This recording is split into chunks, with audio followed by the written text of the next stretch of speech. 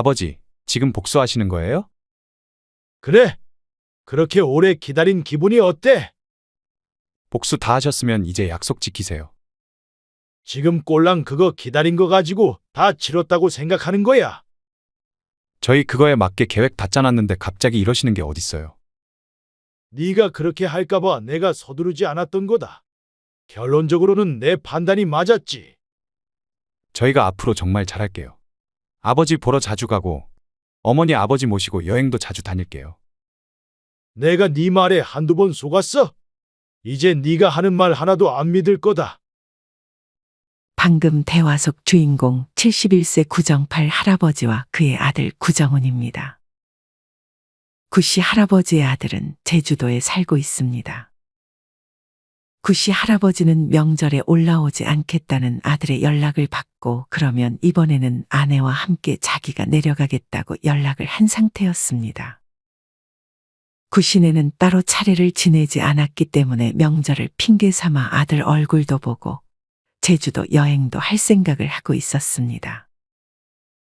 그렇게 구씨와 아내는 명절 당일 아들을 보러 제주도로 향했습니다. 하지만 구씨와 아내는 공항에서 벗어나지도 못한 채 그대로 다시 서울에 있는 집으로 돌아왔습니다. 장모님 때문에 어쩔 수 없었다니까요. 뭐 큰일이라도 났었어? 보나마나 별것도 아닌 것 때문이었겠지. 왜 또 말씀을 그렇게 하세요? 네 말 듣기 싫으니 그만 돌아가라. 그렇게 구씨 할아버지는 제주도에서 서울까지 올라온 아들을 다시 돌려보냈습니다. 과연 명절 당일 공항에서 구씨와 아내 그리고 아들 사이에는 어떤 일이 있었을까요? 그리고 아들은 아버지와 어떤 약속을 했길래 서울까지 찾아왔을까요? 지금부터 구씨 할아버지의 이야기를 들려드리겠습니다.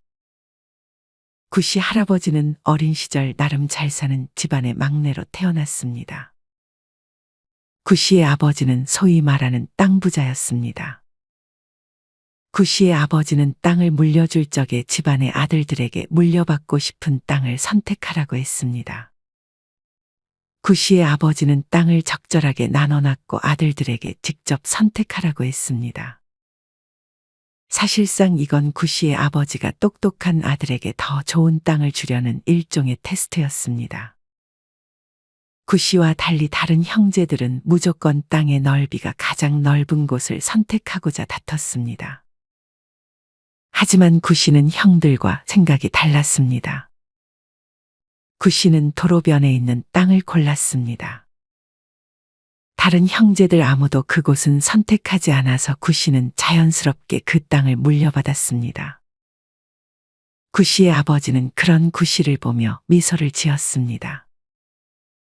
구씨의 아버지가 물려준 땅 중에서 구씨가 물려받은 땅값이 단연코 가장 많이 올랐습니다. 그 모습을 보고 다른 형제들은 질투를 했습니다. 특히나 맏형은 자기가 이 집의 장남이니 구씨가 물려받은 제일 좋은 땅을 다시 자기가 가지면 안 되겠냐며 부모님을 설득했습니다. 하지만 그 말을 들은 구씨의 아버지는 그런 큰아들을 꾸짖었습니다. 그렇게 구씨는 그 땅을 잘 지킬 수 있었습니다. 구씨는 굳이 일을 하지 않아도 됐었지만 딱히 취미도 없었기 때문에 자기가 좋아하는 국밥집을 직접 차렸습니다. 구씨는 땅의 일부를 팔아 시장에서 명당 자리를 구해 국밥집을 차렸습니다. 구씨는 가게를 운영할 때 한동안 맛에 집중했습니다. 새벽부터 나와 국물을 우려냈고 자기가 먹었을 때 질리지 않는 깊은 맛의 국물을 우려내기 위해 밤낮 가리지 않고 몰두했습니다. 초반에는 거의 마이너스였지만 김씨가 만든 국밥 퀄리티가 점점 올라가면서 하나둘 단골들이 생기기 시작했습니다. 주변에 단골이 몇 명 생기니 그래도 마이너스에서는 벗어날 수 있었습니다. 이후 워낙 맛이 좋으니 금방 입소문이 퍼지게 되면서 구씨의 국밥집은 어느새 인산인해를 이루었습니다. 구씨는 안 되겠다 싶어 직원을 고용해야겠다 생각했습니다. 그렇게 구씨는 서빙 직원을 고용했습니다. 이때 들어온 직원이 바로 구씨의 지금 아내였습니다. 구 씨는 약간 사심을 담아 면접을 보러 온 사람 중 마음에 드는 사람을 고용했습니다. 구 씨는 그렇게 지금의 아내를 그때 자상하게 챙겨주었습니다. 하지만 구 씨의 아내는 그 당시 구 씨의 이런 자상함에 부담을 느꼈습니다. 구 씨는 약간 뚱뚱하고 남자다운 외모를 가졌는데 아내는 이런 구 씨에게 매력을 느끼지 못하고 있었습니다. 하지만 외모와 달리 섬세하게 자신을 챙겨주자 천천히 마음이 생긴 것 같았습니다. 이후 구 씨는 아내와 결혼을 했고 아들 정훈을 낳았습니다. 아들은 별 문제 없이 건강하고 착하게 잘 자라주었습니다. 구 씨는 국밥집을 계속 운영했고 아내는 가끔 구 씨를 돕고 이외에는 살림과 육아에 전념했습니다. 뭔가 특별한 행운이 있는 것은 아니었지만 아들을 키우는 이 시간이 구 씨와 아내는 가장 행복한 시간이었습니다. 그렇게 시간은 아주 빠르게 흘러갔습니다. 구 씨의 아들은 어느덧 대학교를 졸업했습니다. 하지만 취업은 쉽지 않았습니다. 아들은 번번이 취업에 실패하자 잠깐 쉬고 싶다며 제주도에서 조금만 머무르다 오겠다고 구 씨에게 전했습니다. 구 씨와 아내도 그런 아들에게 푹 쉬고 오라고 말했습니다. 아들은 제주도에서 한 달 정도만 살다가 올라올 생각을 하고 있었습니다. 하지만 아들은 내심 제주도에서의 생활이 마음에 들어서인지 아니면 또 서울로 올라가 취업 때문에 스트레스 받는 게 싫어서인지 다시 서울로 올라오지 않았습니다. 거기 계속 있으려고? 아들은 제주도에서 살고 싶다는 뜻을 구 씨에게 전했습니다. 아들은 원래 펜션에서 머물다가 원룸을 하나 구했다며 보증금만 지원해 줄 수 있겠냐고 구 씨에게 요청했습니다. 원룸이라 보증금이 그렇게까지 비싸지 않았기에 구 씨는 선뜻 아들에게 보증금을 지원해 줬습니다. 아들은 그렇게 원룸에 살며 제주도에서 취업을 준비하는 듯 보였습니다. 구 씨는 내심 제주도에도 일자리가 많이 없다는 것을 지인에게 들었어서 걱정했습니다. 아버지, 저 취직했어요. 아이고, 정말이야? 구 씨는 아들보다도 더 기뻐했습니다. 어디에 취직한 거야? 카페 매니저인데 나름 대기업인 곳이에요. 여기서 경력 쌓으면서 나중에 제 카페를 한번 차려보려고요. 구 씨는 그냥 일반적인 회사일 것이라 생각했지만 카페에 취직했다는 아들의 말에 조금 당황했습니다. 물론 카페에서 일하는 것을 무시하는 건 아니었지만 안정적인 일인지 의문이 들었고 나중에 카페를 차리겠다는 건 어쨌든 자영업을 하겠다는 것과 마찬가지였기에 내심 불안한 마음이 들었습니다. 아들은 이내 같은 카페를 다니던 아르바이트생과 결혼을 할 거라며 결혼 소식도 구 씨와 아내에게 알렸습니다. 구 씨는 아들이 결혼을 한다니 기쁘면서도 아직 아들과 예비 며느리가 둘 다 안정적이진 않다는 생각에 걱정이 앞섰습니다. 하지만 미리 걱정할 필요는 없겠다고 생각해 아들에게 다른 말은 하지 않았습니다. 아들은 상견례 일정과 장소가 잡혔다며 구 씨에게 전했습니다. 제주도에서 한다고? 네. 처가 쪽은 다 여기 살기도 하고 여자친구랑 저도 여기 사니까 아버지랑 어머니가 내려오시는 게 나을 것 같아서요. 구 씨도 그런 아들의 말이 일리가 있다 생각해 상견례 날짜에 맞춰 비행기표를 예약했습니다. 어차피 상견례 시간은 저녁이었어서 상견례 당일 오전에 구 씨와 아내는 제주도로 향하는 비행기에 탑승했습니다. 그렇게 약간 긴장된 마음으로 구 씨와 아내는 공항으로 데리러 온 아들과 함께 미리 상견례 장소 근처로 향했습니다. 시간이 돼가자 구 씨네는 상견례 장소로 다시 발걸음을 옮겼습니다. 이전에 아들에게 들어보니 예비 사도는 제주도에서 귤을 재배하는 것 같았습니다. 구 씨는 자연스럽게 귤에 대한 얘기를 꺼내며 어색한 분위기를 풀어보려 노력했습니다. 요새 귤이 맛있나요? 이렇게 제주도 오신 김에 저희 과수원 보러 오실래요? 구 씨와 아내는 어차피 하루 뒤에 올라갈 생각이었어서 예비 사돈의 말에 흔쾌히 좋다고 말했습니다. 예비 사돈은 마치 자기 딸이 아직 알바를 하고 있다는 사실을 만회라도 하고 싶다는 듯 자기의 과수원이 얼마나 큰지 자기들 재산을 은근히 자랑하려는 듯 했습니다. 하지만 그래봐야 구 씨가 가지고 있는 재산의 반도 안 됐습니다. 구 씨는 괜히 자기가 가지고 있는 땅에 대해서는 얘기를 꺼내지 않았기에 사돈네는 구 씨네가 그냥 국밥집을 운영하는 줄로만 알고 있었습니다. 예비 사돈들은 은근히 자기들이 더 잘 사니 자식 결혼의 주도권을 가지고 오고 싶어 하는 듯 보였습니다. 아이들 집은 나중에 해주신다고 들었는데 맞나요? 이런 건 확실히 하는 게 좋잖아요. 다른 데도 처가가 형편이 좋아도 보통 집은 아들 쪽에서 하잖아요. 예비 사돈은 마치 다른 사람들인 것처럼 말하면서 은근히 자기네와 구시네에 대한 말을 돌려서 하는 것 같았습니다. 구씨는 일단 아들네가 지금 사는 원룸에서 신혼생활을 시작하고 이후에 아들에게 집을 구해주겠다고 말한 상태였습니다. 원룸이어도 조금 큰 원룸이어서 둘이 살기에는 충분한 크기였습니다. 아들은 이 사실을 예비 며느리에게 알렸고 예비 며느리는 또 자기의 부모님에게 알린 모양이었습니다. 네. 일단 지금은 계약 기간도 남았고 해서 그거 끝나면 해주려고 생각하고 있었습니다. 예비 사돈은 바로 집을 해주지 않는 것이 마음에 안 드는 듯 했지만 일리가 있는 말이라 구씨의 말에 동의했습니다.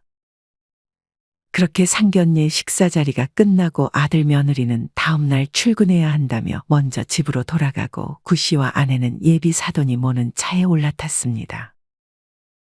아들과 며느리가 떠나니 괜히 또 어색해서 구씨는 그냥 편하게 아내와 둘이서 여행을 하는 게 나았을 것이라는 생각이 들었습니다. 구씨와 아내는 이미 계획을 세워놨지만 사돈들의 과수원은 완전 반대 방향이라 일정을 다시 새로 짜야 했습니다. 사돈은 먼저 과수원을 구경시켜줬습니다. 하지만 볼 만큼 본 것 같은데 사돈들은 제일 끝에 있는 곳까지 구시네를 데려갈 기세로 과수원 자랑을 멈추지 않았습니다. 그리고 뭔가 소개를 시켜주려는 것보다는 자랑하려고 구시네를 와보라고 한 것 같은 느낌이 들었습니다. 여기가 다 저희 거예요. 그리고 과수원을 떠날 때가 돼서는 땅에 떨어져 있는 상품성 없는 귤들을 비닐봉지에 담아 구시네에게 건넸습니다. 그래도 명색이 사돈들 사이인데 맛 좋게 익은 귤을 건네지 않은 것이 구씨는 영 마음에 들지 않았습니다. 이쯤에서 헤어졌으면 했지만 예비 사돈은 자기가 아는 식당이 있다며 그곳에서 저녁을 먹자고 구시네를 데려갔습니다. 과수원에서 얼마나 말이 많던지 벌써 저녁 시간이 되었습니다. 사돈이 구시네를 데려간 곳에는 손님이 별로 없었습니다. 여기가 바로 도민 맛집이에요. 다른 유명한 데는 바가지만 씌워서 저희도 잘 가지 않아요. 그리고 요새 물가도 높은데 돈 아껴야죠. 예비 사돈은 이때까지도 구시네가 형편이 그리 좋지 못하다고 생각하는 모양이었습니다. 예비 사돈이 말한 대로 이 식당 음식 가격은 아주 저렴한 듯 싶었습니다. 하지만 맛이 그닥 좋지는 않았습니다. 구씨는 음식을 반 정도 남기고 식당을 빠져나왔습니다. 저희가 좋은 식당 알려줬으니 계산은 해주실 거죠? 넷이 먹은 거라 얼마 나오지도 않았고 보통 먼 곳에서 손님이 내려왔으면 그냥 사줄 법도 했지만 예비 사돈들은 자기네가 구시네를 여행시켜주는 것에 보답이라도 바라는 듯 계산을 떠넘겼습니다. 구씨는 괜히 이런 사소한 걸로 문제 삼고 싶지 않아 계산을 했습니다.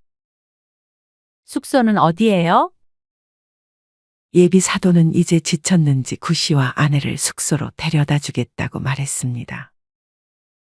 구씨네가 예약한 숙소는 완전 반대쪽에 위치해 있어서 구씨는 예약한 숙소를 취소하고 새로운 숙소를 예약해야 될 것 같다고 예비 사돈에게 말했습니다. 저희가 예약해 드릴게요. 예비 사도는 바다가 보이는 전망보다도 제일 가깝고 저렴한 숙소를 예약한 후 거기로 구시네를 데려다 줬습니다. 구시네는 그 숙소 앞에 도착하자마자 그냥 예약을 취소하고 다시 택시를 타고 이동해 호텔급의 숙소로 들어갔습니다. 다음날 예비 사도는 자기들이 구시네를 공항으로 데려다 주겠다고 했지만 밤이 돼서 자기들이 일정이 생겼다며 일방적으로 약속을 취소했습니다. 구씨와 아내는 사돈들과는 굳이 엮이지 말자고 첫 만남부터 다짐했습니다. 이후 결혼식 장소에 대해 아들은 다시 한번 구씨에게 연락했습니다. 아버지, 결혼식은 제주도에서 하려고 해요. 결혼식까지? 아빠 지인들은 다 여기 있는데. 장모님이랑 장인어른이 그동안 내친 축의금이 많나 봐요. 그리고 들어보면 인맥도 넓으신 것 같고. 결혼식은 웬만하면 서울에서 그냥 하기를 바랬던 구씨는 이런 아들의 말이 달갑지는 않았습니다. 하지만 이미 결혼식 장소까지 예약했다는 아들의 말에 구씨는 그 말을 따를 수밖에 없었습니다. 이후 결혼식까지 빠르게 다가왔습니다. 구씨는 아주 가까운 지인들에게만 비행기 값을 주면서 와달라고 부탁했습니다. 그렇게 구씨와 아내는 아들의 결혼식 전날 다시 제주도로 내려왔고 아침 일찍 결혼식 장소로 향했습니다. 이후 점점 하객들이 들어오는데 예비 사돈의 지인이 많긴 많은 듯 싶었습니다. 어느덧 결혼식장은 사돈네의 지인들로 꽉 차 있었고 아들 쪽 지인들은 거의 없었습니다. 뒤에서 사돈은 이 모습을 즐기는 듯한 표정을 지었습니다. 그러면서 사돈은 자기 딸이 지금은 아르바이트를 하고 있지만 나중에 과수원을 물려받을 거라며 요새는 여자들이 가장 역할을 한다는 등의 얘기를 꺼냈습니다. 그냥 둘이 잘 살길 바라면 되지 자꾸 주도권을 가져오고 싶어하는 사돈이 구씨는 잘 이해가 되지 않았습니다. 이후 결혼식을 마치고 구씨네는 다시 서울로 올라갔습니다. 아들과 며느리는 별일 없이 잘 사는 듯 싶었습니다. 아파트를 해주기로 했다고? 구씨는 간만에 지인을 만나 대화를 나눴습니다. 요새는 자식들한테 집 해주지 말라고 많이들 그러던데. 약속했는데 또 안 해줄 순 없잖아. 구씨는 이때까지만 해도 아들에게 해줄 아파트를 구하기 위해 열심히 공부했습니다. 이후 결혼하고 두 번째 명절이 다가왔습니다. 결혼하고 다가온 첫 명절에는 아들과 며느리가 올라왔지만 이번에는 올라가지 못할 것 같다고 구씨에게 전했습니다. 명절 때가 아니면 언제 또 아들을 볼 수 있을까 하는 생각에 이번엔 구씨와 아내가 제주도로 내려가기로 하고 아들에게 전했습니다. 하지만 이 소식을 들은 아들은 약간 떨떠름한 듯했습니다. 안 갔으면 좋겠니? 구씨는 솔직하게 물었습니다. 아니에요. 그럼 첫 비행기 타고 오시면 제가 일단 저희 집에 모실게요. 처가에는 또 정해진 시간에 가야 해서요. 첫 비행기 타고 가야 돼? 처가에 몇 시까지 가야 되는데? 8시까지는 가야 되니까 첫 비행기 타시면 아마 아침 7시쯤 도착하실 거예요. 그래, 알았다. 구씨와 아내는 차례를 더 이상 지내지 않았기 때문에 아들을 볼 겸 아들이 말한 대로 가장 이른 시간 비행기 티켓을 예매했습니다. 상견례 때와 결혼식 때도 제대로 된 여행을 하지 못했기 때문에 이번에는 아들을 보고 나서 구씨는 아내와 둘이서만 제주도 여행을 하려고 계획했습니다. 뭘 그렇게 또 바리바리 싸? 그래도 1년에 몇 번 보지도 않는데 챙겨줘야죠. 구씨의 아내는 이것저것 아들 줄 반찬과 며느리 줄 선물까지 바리바리 싸들고 만반의 준비를 했습니다. 얼른 자. 내일 일찍 출발해야 돼. 구씨와 아내는 그렇게 설레는 마음을 안고 아침 일찍 일어나 빠뜨린 것 없이 다 챙기고 공항으로 향했습니다. 아침이라 피곤했는지 구씨와 아내는 비행기 안에서 잠을 청했습니다. 그렇게 구씨와 아내는 7시 조금 넘어서 제주도에 도착했습니다. 하지만 시간 맞춰 오겠다던 아들은 공항에 구시네를 마중 나오지 않았습니다. 구씨는 아들에게 전화를 걸었지만 아들은 전화를 받지 않았습니다. 그렇게 구씨와 아내는 아들에게서 연락이 올 때까지 의자에 앉아서 기다렸습니다. 아침 8시가 되기 전에 아들에게서 연락이 왔습니다. 어디야? 구씨는 아들이 말하기 전에 먼저 물었습니다. 어쩌죠? 저희가 늦잠 자는 바람에 지금 급하게 처가로 가고 있어요. 우리 먼저 태워준다 하지 않았어? 죄송해요. 근데 처가 늦으면 저희 정말 혼나요. 거기 잠깐 기다리고 계시면 저희가 금방 갈게요. 구씨는 이때 몰랐습니다. 그 잠깐이라는 말이 그리 오랜 시간이 걸릴 것이라는 걸 말이죠. 그런 아들의 말에 일단 구씨는 아내에게 밥부터 먹자고 말했습니다. 구씨의 아내도 알겠다고 했고 바리바리 싸들고 온 짐을 들고 식당을 찾았습니다. 구씨는 아내의 짐을 같이 들어줬습니다. 그러게 많이 싸들고 오지 말라니까. 궁시렁대지 마요. 아내의 말에 구씨는 입을 다물었습니다. 구씨와 아내는 공항을 돌며 뭘 먹을지 고민했습니다. 원래라면 아들 집에 가서 가져온 요리를 조금 해먹을 생각이었습니다. 구씨와 아내는 별로 배가 고프지 않아 편의점으로 들어가 세모난 김밥과 빵을 사서 먹었습니다. 그냥 김밥은 양이 많을 것 같아서 삼각김밥을 선택했는데 이전에 먹어본 적이 없어 어떻게 포장을 뜯어야 하나 구씨는 고민했습니다. 가운데를 먼저 뜯었어야 했지만 순서가 꼬여서 결국 구씨는 김은 먹지도 못하고 그 안에 있는 밥만 먹었습니다.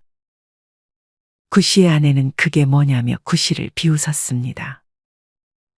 그렇게 밥까지 먹고 나니 참 할 일이 없었습니다.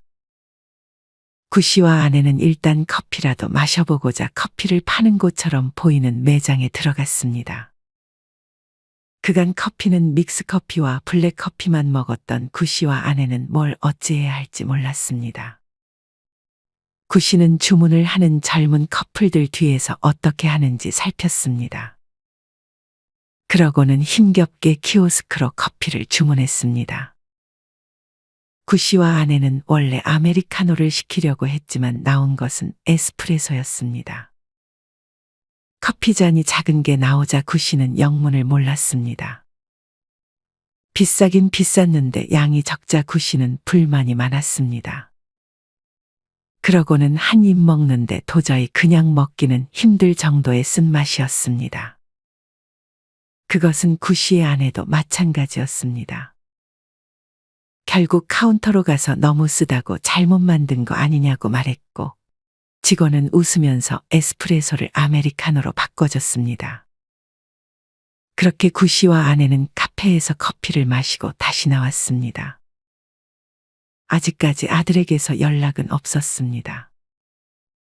그때 아들에게서 문자가 왔습니다. 차례가 길어질 것 같다는 연락이었습니다. 그리고 점심까지 먹고 오겠다는 것 같았습니다. 구씨는 그런 아들에게 집 위치랑 비밀번호를 알려주면 우리 먼저 들어가 있겠다고 했지만 아들은 좀 곤란해하며 대답을 회피했습니다. 그리고 그건 안 될 것 같다며 조금만 기다리시면 금방 가겠다고 말했습니다. 구씨는 핸드폰을 보다가 배터리가 다 나갈 것만 같아 핸드폰도 보지 않고 아들의 연락을 기다렸습니다.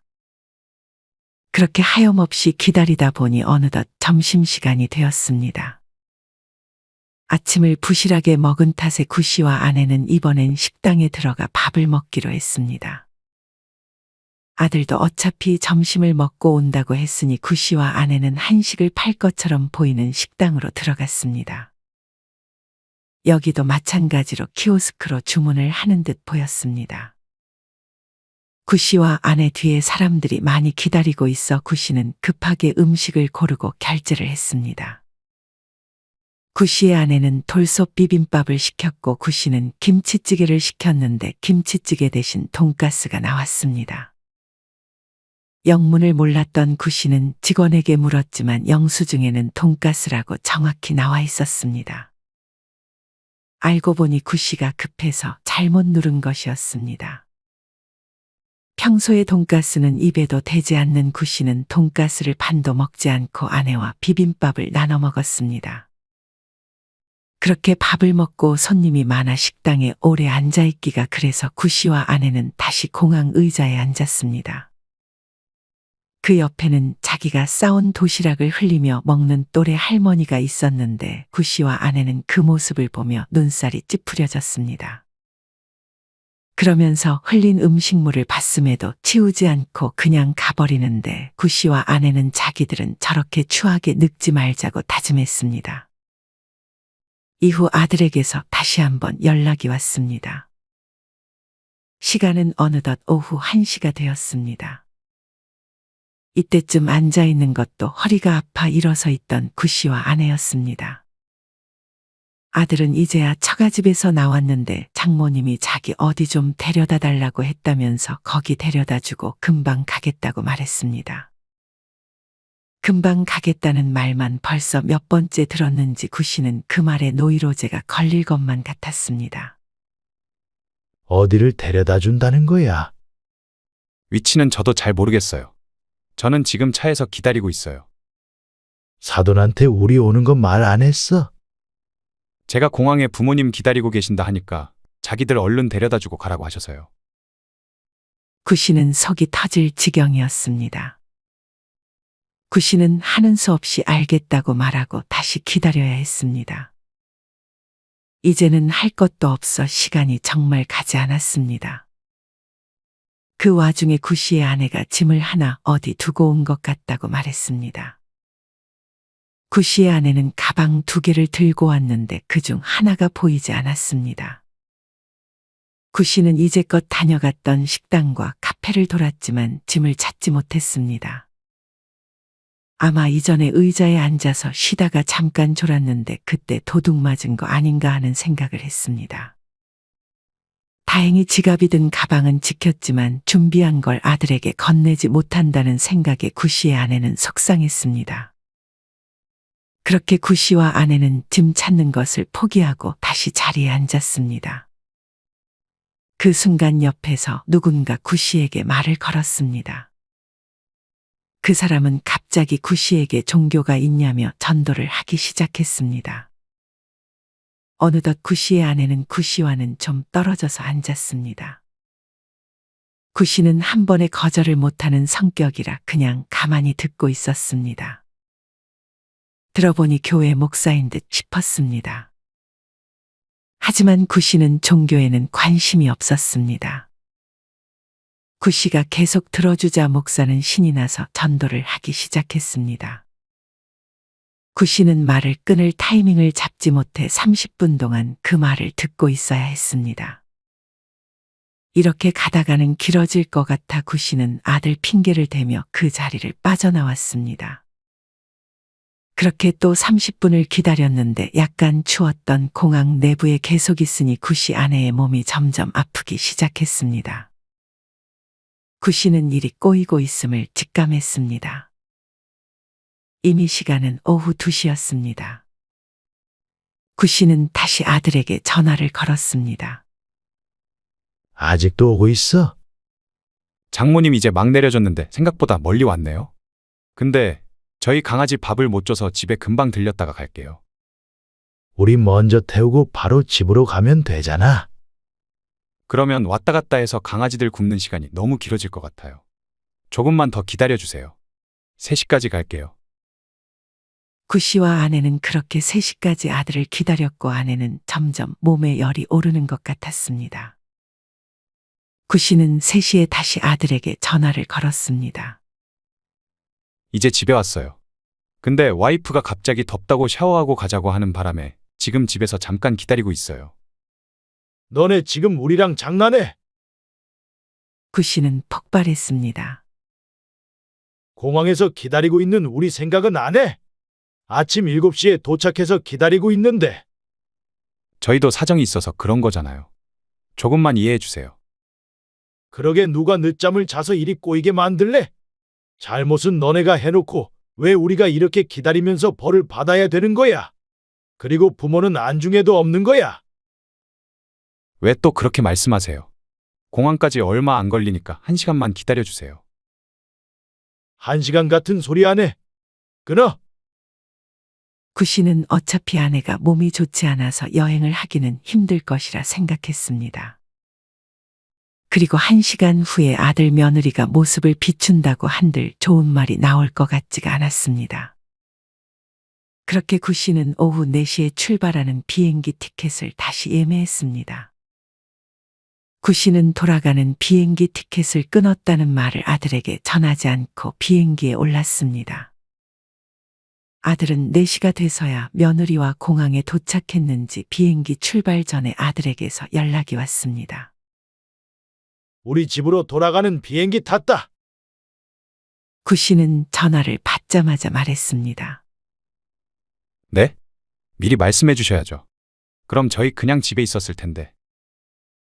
구 씨는 아들의 말에 기가 찼습니다. 넌 그 정도 헛걸음 한 걸로 나한테 그렇게 말하는 거야. 서울에서 제주도로 헛걸음한 우리에 비할 바야.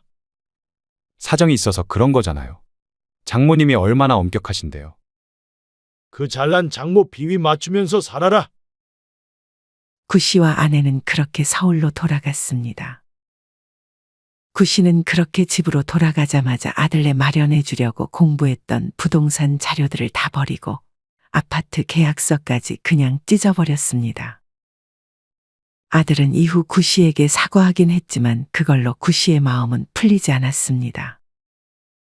그리고 시간이 흘러서 구 씨가 전부 잊었을 거라 생각했는지 아들은 원룸 계약이 끝나갈 때쯤 아버지에게 다시금 연락했습니다. 아버지, 저희 이제 원룸 계약 기간 끝나가요. 그래서? 그래서라뇨? 저희 집 해주기로 하셨잖아요. 저희 원룸 정리 중이에요. 너네 그냥 그 집에서 쭉 살아라. 네? 갑자기 그게 무슨 말씀이세요? 너네한테 줄 재산은 없다. 설마 저번 일 때문에 그러시는 거예요? 그 일은 제가 사과드렸잖아요. 겨우 그런 일 때문에 약속을 없는 게 말이 돼요? 겨우 그런 일? 너한테는 그날 일이 겨우 그런 일이라고 생각됐구나. 네 마음 잘 알았다. 와이프랑 장모님께는 뭐라고 말씀드려요? 솔직하게 말해라. 그때 공항에서 9시간 동안 방치하신 거에 화가 나서 집은 안 해주기로 했다고. 진심으로 하는 말이에요? 그럼 지금 상황에서 내가 농담하겠니? 구 씨는 그렇게 전화를 끊어버리고 아들의 연락을 한동안 받지 않았습니다. 이후 아들과 며느리는 만나서 얘기하자며 비행기를 타고 서울로 가고 있다고 구 씨에게 전했습니다. 구 씨는 그 말에 답장하지 않았습니다. 아들은 구 씨에게 공항에 픽업을 나와달라고 부탁했습니다. 구 씨는 그 말도 무시했습니다. 아들과 며느리는 아침 일찍 공항에 도착한 듯 싶었습니다. 공항에서 2시간 정도 기다리다 벌써 답답했는지 아들과 며느리는 지하철을 타고 구 씨의 집으로 향했습니다. 그렇게 1시간 정도 지하철을 타고 아들과 며느리는 구 씨의 집에 도착했습니다. 하지만 그때 구 씨와 아내는 집에 없었습니다. 구 씨와 아내는 근처 카페에서 쉬고 있었습니다. 아들이 집에 도착했는데 어디냐는 연락에 구 씨는 답장하지 않았습니다. 그렇게 구 씨와 아내는 밥까지 먹고 나서 아들에게 연락했습니다. 이제 집에 가고 있으니 기다려라. 아들과 며느리는 그런 구 씨의 말에 어디 카페도 들어가지 않고 밖에서 기다리는 듯 싶었습니다. 아들은 10분에 한 번씩 구 씨에게 어디냐고 문자했습니다. 그렇게 1시간이 지나고 2시간이 지나도 구 씨는 가고 있다는 말만 할 뿐 주변에서 아내와 데이트를 즐겼습니다. 그렇게 아들과 며느리가 서울에 도착한 지 9시간 정도가 됐을 무렵 구 씨와 아내는 집으로 도착했습니다. 며느리는 잔뜩 화가 난 표정을 지으며 뒤에 서 있었습니다. 아들은 구 씨에게 화를 내려다 이내 침착함을 유지하며 말을 걸었습니다. 아버지, 지금 복수하시는 거예요? 그래. 그렇게 오래 기다린 기분이 어때? 복수 다 하셨으면 이제 약속 지키세요. 지금 꼴랑 그거 기다린 거 가지고 값은 다 치렀다고 생각하는 거야. 아파트 사주신다고 해서 계획 다 짜놨는데 갑자기 이러시는 게 어딨어요. 네가 우리를 그렇게 대할까 봐 내가 아파트 사주는 걸 서두르지 않았던 거다. 결론적으로는 내 판단이 맞았지. 저희가 앞으로 정말 잘할게요. 아버지 보러 자주 오고, 어머니 아버지 모시고 여행도 자주 다닐게요. 내가 네 말에 한두 번 속았어? 이제 네가 하는 말 하나도 안 믿을 거다. 장모님 때문에 어쩔 수 없었다니까요. 뭐 큰일이라도 났었어? 보나마나 별것도 아닌 것 때문이었겠지. 왜 또 말씀을 그렇게 하세요? 네 말 듣기 싫으니 그만 돌아가라. 며느리는 마음에 안 든다는 듯 인사도 없이 다시 공항으로 돌아가려 했고, 아들은 구씨의 집배를 계속 눌렀지만 구씨는 반응하지 않았습니다. 이후 며느리와 사돈은 구씨가 돈이 얼마나 많은지 아들을 통해 알게 됐고, 그때부터 사돈과 며느리의 태도가 달라지기 시작했습니다. 제주도에 오면 근사하게 대접을 하겠다는 등 같이 해외로 여행을 가자는 등 이전에는 하지 않았던 행동들을 하기 시작했습니다. 그러면서 은근히 모두가 한통 속인 듯 아파트를 사줄 것을 요구했습니다. 구씨는 아들에게 재산을 모두 기부했다고 말했습니다. 하지만 사실 구씨와 아내는 돈을 기부하지 않고 그대로 간직하고 있었습니다. 앞으로 아들과 며느리의 행동에 따라 재산을 기부할지 말지를 결정하고자 구씨는 다짐했습니다. 여러분은 이런 구씨의 이야기를 어떻게 들으셨나요? 할 것도 없는 공항에서 9시간이나 기다린 게 별일 아니라는 듯 얘기하는 아들의 말이 참 괘씸하게 느껴지는 것 같습니다. 여러분이 만약 주인공 구씨라면 오늘 이야기 속 상황처럼 공항에 9시간 동안 기다리게 한 아들 며느리에게 어떻게 대처하셨을 것 같으신가요? 어떤 분은 구씨가 너무 과하게 대처했다고 느꼈을 수도 있고, 어떤 분은 잘했다고 생각하셨을 수도 있을 것 같습니다. 이와 관련하여 여러분의 자유로운 생각들을 댓글로 남겨주세요. 이상으로 오늘의 영상을 마치겠습니다. 우리 모든 구독자분들의 행복한 여생을 응원합니다. 다음에 더 흥미로운 이야기로 찾아뵙겠습니다. 감사합니다.